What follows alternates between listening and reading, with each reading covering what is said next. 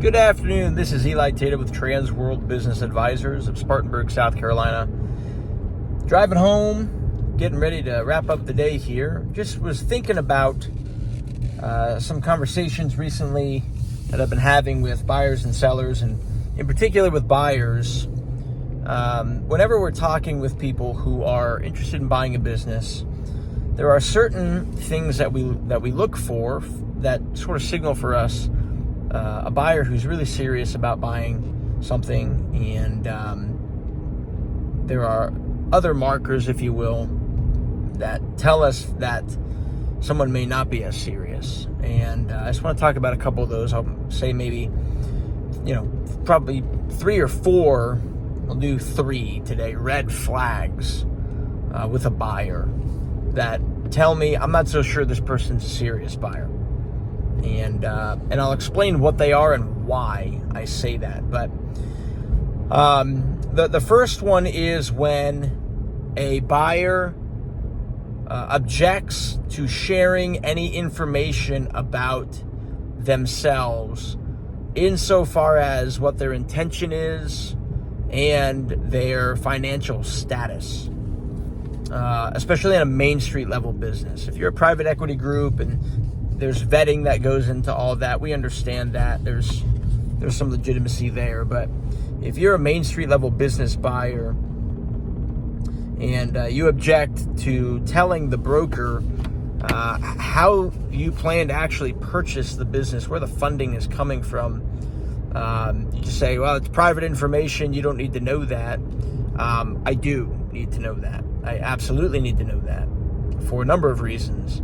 But they primarily are encapsulated by saying this: if you are not able to buy the business, then I am not in a position to share confidential information with you from the seller and essentially waste the seller's time and waste your time and waste my time.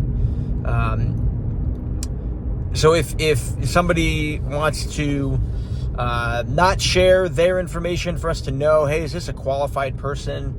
Do they understand the industry? Is there a way for them to actually do the deal? And they just refuse to share that. That tells me that they're probably not really in a position to do the deal. And what ends up happening is a buyer will also sometimes say something like, hey, money's not a problem. I have enough. I have a percentage to put down. Well, not every deal is SBA qualified. Either it hasn't been around long enough or whatever the picture is. But we need to know the plan as brokers. And if we're going to bring you to the table, we need to know your plan. So we have found, traditionally speaking, that if a buyer says to us, money's not a problem, that's because they probably don't have any, unfortunately. So, and I get it. It's okay if somebody doesn't have a lot of money to buy a business. There's some solutions there. Not everybody's in a position to buy a business right now. Totally fine. But we need to know that. So that's one. If a buyer is not willing to share information about themselves. The second one, I would say, is if a buyer says that they are wanting to see the tax returns and all the other information about the business before they are willing to put an offer in.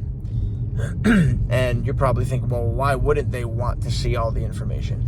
And I get why someone might want to, but when somebody wants to see all the information on the business without putting an offer down, I'm talking about all the information, not preliminary information. We provide a preliminary information package.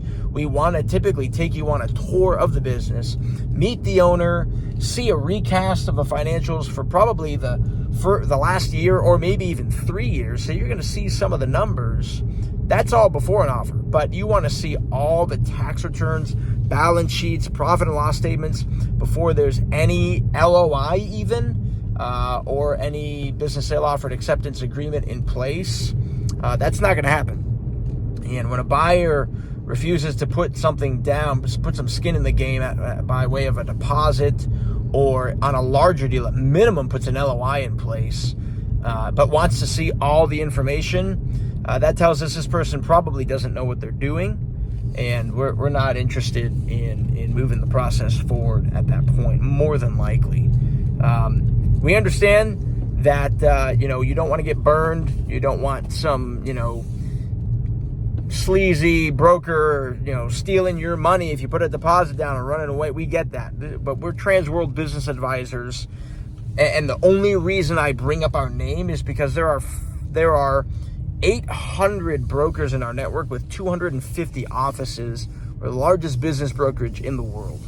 So we're a professional organization. We're not stealing anybody's money. That's not how this works.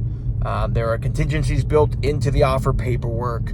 This is all normative process. That information is shared, preliminary information. We like to do a tour and conduct a meeting with the buyer, and the seller. But if you want to see all the due diligence items, you got to put an offer in. That tells us you're serious, and a deposit down. And that deposit's a refundable deposit, frankly. So that's the second one. If somebody's like, I need to see all the information before I'm willing to put an offer in, your offer can be revised. You can take your offer away. You can put a different offer in later if you absolutely want to. But if you're a serious buyer, we're going to see you put an offer in at the right time and move the ball forward. That's the way this process works. That's number two. Number three, and this is an interesting one. It's a little bit different than that. But when a buyer tells me that they are nervous about a deal because if they don't meet all the employees and have conversations with them before the deal is done, they want to talk to all the employees beforehand, because the employees could leave if they don't have a conversation with them. So two things are a problem with that. The first one is employees could leave even if you do have a conversation with them, number one. Number two, if you have a conversation with them and they find out the deal's for sale, they probably will leave. And so typically that's not the way this process goes either. We don't let buyers talk to the employees before the deal is done, because when the deal is done, there'll be a transition period where the seller and the buyer will work together, and the seller will introduce the team to the new owner over time. And that can be done wisely, and it can be done well. But what could happen if you are a buyer coming in and the employees find out it's for sale, then you could back out of the sale, the employees could leave, and the business basically dies. That's not happening. That's the first piece. The second piece is, if your concern is that the employees could leave and therefore that could affect the performance of the business in a general sense, so you're nervous about that, that tells me you're never going to buy a business, because the employees could leave at any time in any business. And you're going to have to get over that piece and find a way to figure out how to make that work in your mind, because that's true of any opportunity. And if that's a concern that gets brought up, that tells me one of two things: that you're probably not negotiating in good faith because you're coming up with an excuse to not buy the business, or two, you really think that that's a problem, and that's a problem that's never going to be reconciled except for you go in and you take care of the employees and maybe even do a better job than the seller did. So those are three things that are red flags for us as brokers, for buyers. The first one, again, I'll mention, is you're not willing to share any information about yourself. Number one. Number two, you want all of the data about the business as a whole and want to conduct all your due diligence before an offer is made. That's not going to happen. And number three is you're nervous about the employees and don't understand that process. It's okay to be potentially nervous about the transition of the business and meeting the employees and all that stuff after the business is purchased. We get that. We understand that.